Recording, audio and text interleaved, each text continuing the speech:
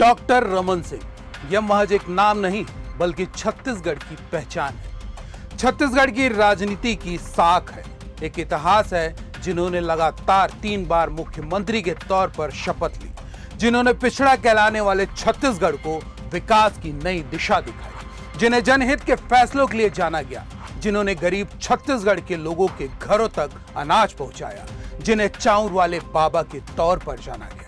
नमस्कार, CGNN live में आपका स्वागत है। मैं हूं आपके साथ अभिषेक दुबे। जगत जननी मां दुर्गा की इस विदाई की बेला में एक बार फिर जयकारा शेरावाली का। तो हम बात कर रहे हैं छत्तीसगढ़ के एक ऐसे राजनेता की जिन्होंने विरासत में मिली गरीबी को मिटाने की दिशा में काम किया, जिन्होंने छत्तीसगढ़ को देश के नक्शे पर स्थापित करने में किसी तरह की कसर नहीं छोड़ी। विपक्ष उन्हें कोसती रही, उनकी सरकार गिराने की जुगत लगाती रही, पर 15 सालों तक डिगा नहीं पाई। ऐसे में सवाल उठता है कि आखिर उन्होंने सार्वजनिक मंच से क्यों कहा जो होना है होगा।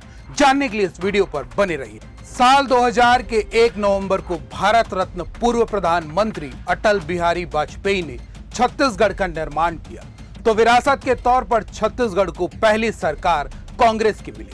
लेकिन 3 साल के छोटे से कार्यकाल के बाद निर्वाचन का वक्त आया, तो प्रदेश की जनता ने कांग्रेस से सत्ता की चाबी छीनकर भाजपा के हाथों में सौंप दी और डॉक्टर रमन सिंह ने मुख्यमंत्री के तौर पर शपथ ली। डगर कठिन था, लेकिन डॉक्टर रमन सिंह धैर्य के साथ आगे बढ़ते रहे। प्रदेश में विकास की रफ्तार धीमी थी, पर अपनी टीम के साथ उन्होंने छत्तीसगढ़ को भरोसे में लिया और पहला 5 साल पूरा भी हो गया।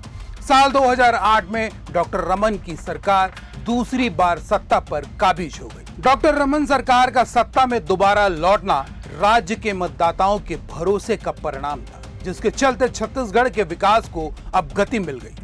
डॉक्टर रमन सिंह ने प्रदेश की जनता से आशीर्वाद मांगा, तो जन आकांक्षाओं के अनुरूप उन्होंने सरकार भी चलाई। डॉक्टर रमन सरकार में छत्तीसगढ़ ने नई ऊंचाइयों को हासिल किया, तो प्रदेश की जनता का डॉक्टर रमन सरकार पर बढ़ता भरोसा विपक्ष को रास नहीं आ रहा था। भाजपा से सत्ता हथियाने की तमाम तरकीब नाकाम होती रही। तब उन्होंने ठिकरा अपने ही नेता और पूर्व मुख्यमंत्री स्वर्गीय अजीत जोगी पर फोड़ना शुरू कर दिया। उन्हें बीजेपी की बी टीम कहने तक से परहेज नहीं। साल 2013 में छत्तीसगढ़ में तीसरी बार विधानसभा चुनाव की बारी आई। इस बार कांग्रेस को लगा कि एंटी इनकम्बेंसी का फायदा उन्हें मिल जाएगा, लेकिन इस बार भी परिणाम डॉक्टर रमन सरकार के पक्ष में आया।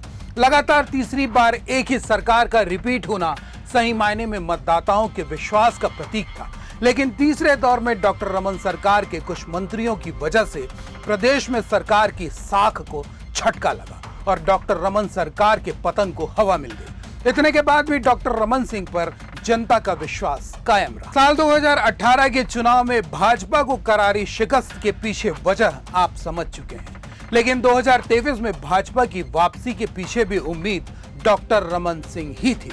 हालांकि भाजपा ने इस बार उन्हें सत्ता की कुंजी नहीं सौंपी, पर उनके कद को देखते हुए विधानसभा अध्यक्ष जैसे पद से सम्मानित किया। पर हाल के दौर में सार्वजनिक मंच से कई बार उन्हें एक ही बात दोहराते हुए देखा जा रहा है। वह क्या है, आपको सुनाते हैं।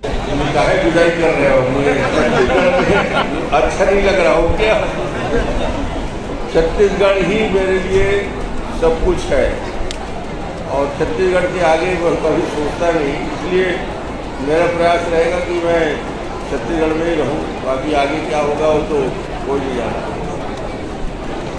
डॉक्टर रमन सिंह का यह कहना कि मैं छत्तीसगढ़ का हूं और छत्तीसगढ़ में रहना चाहता हूं, इसका सीधा पर्याय है कि वे राज्यपाल बनकर किसी दूसरे राज्य नहीं जाना चाहते, जबकि भाजपा उनके अनुभवों के साथ ही उनके औरा को भी भुनाने के लिए राज्यपाल की जिम्मेदारी देना चाहती है। तो ऐसे में पार्टी के निर्देशों का पालन भी डॉक्टर रमन के लिए उतना ही जरूरी। डॉक्टर रमन सिंह की इन बातों को लेकर आपका पक्ष क्या है?